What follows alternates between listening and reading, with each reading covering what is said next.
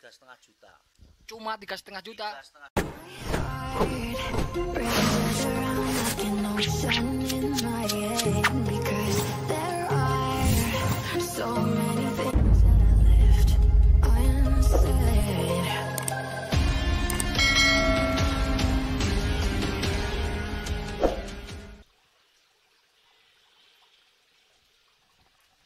Oke, assalamualaikum warahmatullahi wabarakatuh. Salam sejahtera buat kita semua.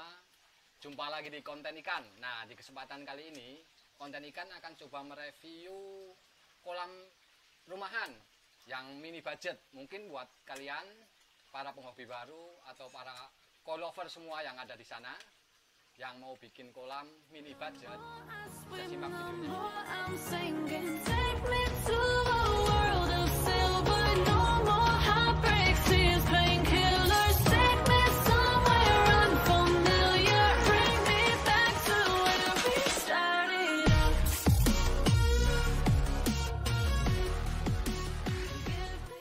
Oke, di kesempatan kali ini kita akan coba langsung tanya-tanya sama pemiliknya ya.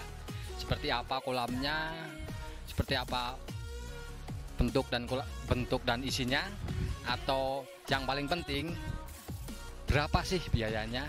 Oke, kita langsung tanya-tanya ya. Oke, dengan Mas ya, Mas? Dengan Mas Aan, Pak. Mas Aan ya. Iya. Ini kolam ukuran berapa ini, Mas? Kolam ukuran lebar 160, panjangnya sekitar 2,3. Oh, lebar 160 dengan lebar 2,3 ya. 2,3. Itu sekaligus chamber. Sekaligus chamber. Oke ya, nah, sekaligus chamber. Kolamnya segitu ya. Mungkin seperti apa untuk kedalamannya?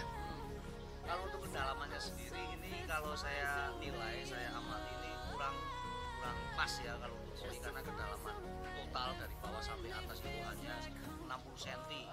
Sementara untuk kedalaman air cuma sekitar 50 cm.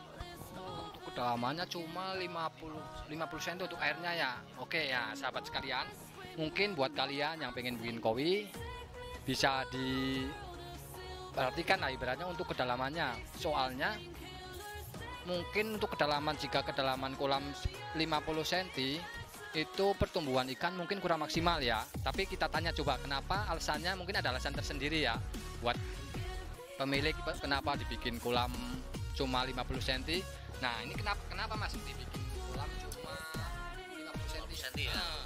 Alasan utama sebenarnya saya sudah tahu kalau minimal kedalaman ikan koi itu minimal pada 60 cm ya. Tapi kenapa saya buat 50? Karena faktor keamanan, Mas. Karena saya punya anak kecil, saya punya anak yang ya usil gitu, untuk mengantisipasi kalau anaknya main di tepi kolam nanti kecebur dan sebagainya, itu kan berbahaya. Sedangkan kalau misalnya hanya 50 itu kan masih aman lah, batas aman untuk keamanan si anak kecil. Oke, nah mungkin seperti itu ya. Mungkin buat saran buat mungkin kalian yang para penghobi yang mau bikin kolam, sebaiknya kalau seandainya keadaan memungkinkan, alangkah baiknya dibikin 1 meter ke atas lah, biar pertumbuhan ikan lebih maksimal. Mungkin bener ya untuk segi keamanan. Mungkin buat para koi lover semua yang di sana, mungkin yang pengen buat kolam di depan rumah, untuk segi keamanan perlu dipertimbangkan seperti itu ya. Untuk kedalamannya berapa, karena demi keamanan juga ya. Masalahnya seandainya punya anak kecil, dalamnya 1 meter lebih, yang ditakutkan mungkin anak main ke situ terus tidak dalam pengawasan, masuk kan bahaya. Oke ya. Nah, sekarang yang ditunggu-tunggu ya, berapa sih biayanya pembuatan kolam seminimalis kayak gitu? Seperti apa prosesnya atau biayanya berapa? Mungkin buat para penghobi koi yang ingin bikin kolam bisa mungkin tiru atau gimana ya, bisa buat gambaran lah intinya. Yang jelas biayanya saya dengar sih cuma minim budget. Nah, mungkin kita langsung tanya aja berapa biayanya. Oke Mas, untuk biayanya itu bukan biaya berapa Mas? Kalau biaya ini sangat minim sekali ya. Biaya sangat minim kalau memang budgetnya memang awalnya saya tidak ingin membuat kolam, tapi karena ada budget maka saya buat seminimal mungkin. Yang jelas saya buat kolamnya itu bukan pada ahli kolam ya. Ini yang bangunin adalah tukang biasa, tukang Biasa ya. tukang bangunan, maka itu hasilnya atau istilahnya biayanya minim. Tukang biasa lah, tukang amatir ibaratnya. Untuk biayanya sendiri teman-teman pasti mampu lah, sangat mampu. Untuk kolamnya sendiri saya belum termasuk filter itu sekitar 3,5 juta. Cuma 3,5 juta. 3,5 juta. Cuma 3,5 juta. Nah, itu perlu diperhatikan ya. Cuma 3,5 juta udah bisa bikin kolam seindah ini di depan rumah. Nah, mungkin seperti apa masa sih cuma 3,5 juta. Nah, kita tanya-tanya nih bahan yang diperlukan, mungkin pakai tukang seperti apa, kita tanya-tanya ya. Nah, itu kok bisa Mas bisa cuma 3,5 juta itu apa aja sih, kenapa bisa murah gitu? Ya. Jadi gini Mas, untuk tukangnya saya tidak sistem hubungan tapi sistem harian. Sistem harian satu tukang, satu pembantunya itu sekitar 7 hari. 7 hari ya pembuatannya. Lalu juga untuk semennya juga sangat minim, dan juga yang paling membuat kolam ini biayanya sedikit, untuk bagian bawahnya itu saya tidak pakai cor atau tidak pakai besi. Kenapa seperti itu? Alasan saya karena posisi tanahnya ini tanah sudah mapan, ya. Jadi saya tidak menggunakan besi, cuman untuk ketebalan saya tambahi. Ketebalannya saya tambahi ya untuk meminimalisir biaya juga itu. Oke. Nah, itu untuk selama ini aman-aman aja atau ada kebocoran Mas? Kalau bocor ada ya, setiap berapa hari sekali saya masih sering dripping air. Kebocorannya itu masalahnya ada di chambernya. Oh, dari chamber bukan dari kolam utama. Enggak. Itu karena ya saya tidak menyalahkan tukang juga ya, karena ini posisi tukang belum pernah membuat kolam sama sekali sebelumnya. Jadi saya kurang, pantauan saya itu kurang, karena saya konsep membuat kolamnya itu salah dari awal. Ya akhirnya terjadi sedikit rembes lah, enggak bocor, cuman ya sedikit aja, 3 hari sekali kita cleaning. Tapi nggak terlalu mengganggu lah ya, buat menikmati keindahan kolam kayak gini udah cukup lumayan lah ya. Sudah dengan budget cuma 3,5 udah bisa bikin kolam seindah ini ibaratnya. Nah, mungkin buat kalian yang pengen bikin kolam atau pengen ya buat memperindah rumah lah Mas, untuk hobi baru nih ya kayak Mas ini, mungkin keluh kesahnya bikin kolam kayak gini atau pelihara koi seperti apa sih?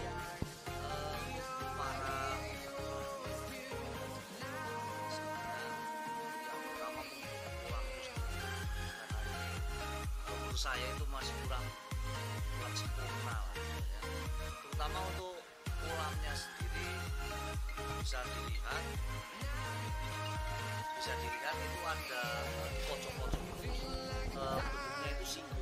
Seharusnya untuk para penghuni yang baru kalau mau bikin kolam ya, untuk sudut-sudutnya itu dibuat setengah lingkaran atau ya, biar nggak.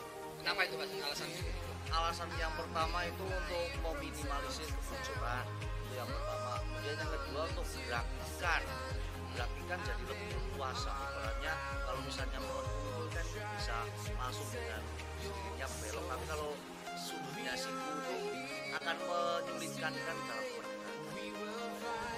Nah, ini perlu diperhatikan ya, kalau seandainya kalian mungkin pengen buat kolam yang di rumah, untuk sudut-sudut kolam alangkah baiknya dibikin ujungnya itu dibikin melengkung. Nah, dibikin melengkung ya. Yang pertama mungkin untuk segi kebocoran dia lebih maksimal, nggak mungkin bocor ibaratnya gitu ya. Yang untuk segi kedua biar ikan belok itu gampang ya katanya ya. Nah, kita coba akan review kolam seperti apa ya. Itu kolam ukuran segitu chamber berapa itu Mas? Chambernya ada 4. Chambernya ada 4. Nah, ukuran berapa itu chambernya? Chambernya masing-masing ada yang 50 x 40, tapi ada juga yang 40 x 40. Oh gitu. Nah, untuk isi chambernya apa aja itu? Isi chamber yang pertama karena budget minim ya Mas, tapi masih lumayan lah hasilnya. Untuk yang pertama, chamber pertama itu kita pakai jaring nelayan. Jaring nelayan tuh ya. Jaring nelayan. Lalu untuk yang kedua itu kita pakai batu kali ya, batu apung kita campur. Lalu yang chamber ketiga itu saya kasih oyster sama karang jahe. Lalu yang keempat baru kita kasih situ aja pompa saja, tapi saya ada sedikit tambahan yang Lihat kolamnya cukup jernih juga sih. Nah, gunanya lampu UV itu buat apa, Mas? untuk yang pertama, karena saya baca-baca juga di internet, di YouTube itu, belajar dari para suhu itu, yang pertama untuk mematikan bakteri-bakteri yang istilahnya nantinya membuat kolam tidak jernih atau kurang sehat. Bakteri alga ya? Iya betul. Terus yang kedua juga berdasarkan pengalaman saya, awalnya sebelum saya menggunakan lampu UV itu warna air itu kecoklat-coklatan. Coklat. Tapi setelah saya pakai UV, lampu UV, warna air itu menjadi semakin jernih. Nah, perlu diingat ya nih buat kalian, berguna banget buat kalau kolam itu, apalagi outdoor ini ya, termasuknya outdoor ini, kena hujan, kena panas. Nah, perlu banget untuk kasih lampu UV. Nah, gunanya apa? Mungkin pertama untuk membunuh bakteri-bakteri alga ya, bakteri alga yang bikin kolam hijau. Yang kedua untuk menjernihkan juga, biar jernih juga sih intinya. Nah, kita akan coba lihat kolamnya seperti apa, ikannya seperti apa. Saya lihat ikannya bagus-bagus banget nih, buncit-buncit ikannya. Nah, ini saya tanya nih, Mas, kenapa ikannya kok bagus-bagus tapi buncit, Mas? Nih, kenapa nih, Mas? Ya, ini juga untuk pembelajaran bagi pemula ya. Jangan tiru saya, jangan tiru saya. Awal mulanya itu saya pelihara ikan koi itu asal serampangan gitu lah. Yang penting ada ikannya jenis koi gitu. Pokoknya asal-asalan aja kita beli ikan yang pokoknya ikan koi jenisnya gitu. Tapi semakin kesini kok saya menyesal gitu ya. Nah, masalahnya kenapa nih, Mas? Ternyata kok satu untuk keindahan kurang ya, untuk keindahan kurang. Lalu juga untuk sisi materi juga, kalau misalnya kita mau suatu saat bosen atau kita mau upgrade untuk dijual kok rasanya susah gitu. Jadi ya menurut saya bagi untuk para pemula ketika mau pelihara koi, sebaiknya untuk pelihara yang pertama jangan yang terlalu jelek lah. Yang kasarannya untuk yang grade B atau grade C, nggak usah grade A, nggak apa-apa karena nanti untuk mengurangi angka kematian biar tidak menyesal. Tapi setidaknya ya jangan yang terlalu jelek, jangan seperti saya itu akhirnya ya menyesal di kemudian hari gitu. Nah, gini ya, Mas, mungkin buat para penghobi baru, mungkin seandainya kita pelihara koi, mungkin yang jelek-jelek banget lah, mungkin baru ukuran 20 cm atau 25 cm udah pada bunting ya. Nah, untuk segi nilai jual lagi, seandainya kita udah bosen, itu kita mau jual lagi itu susah. Nah, mungkin awalnya dulu beli cuma 50.000, kita pelihara udah sampai 1 tahun, itu dijual 100.000 itu berat banget, itu susah, nggak ada yang mau kayaknya. Nah, makanya mungkin buat kalian para penghobi baru yang pengen mulai pelihara koi, ya sambil diperhatikan. Nah, mungkin beli ikan jelek boleh buat tester kolam, tapi ya jangan jelek-jelek banget lah. Nanti seandainya kita bosen juga, biar ada nilai jualnya juga. Oke, mungkin gitu aja ya. Oke, demikian tadi kita habis tanya-tanya, kita habis review kolam minimalis lah, yang cukup mini budget. Ya mungkin untuk segi kolamnya udah lumayan lah, lumayan bagus, lumayan buat pemandangan di rumah.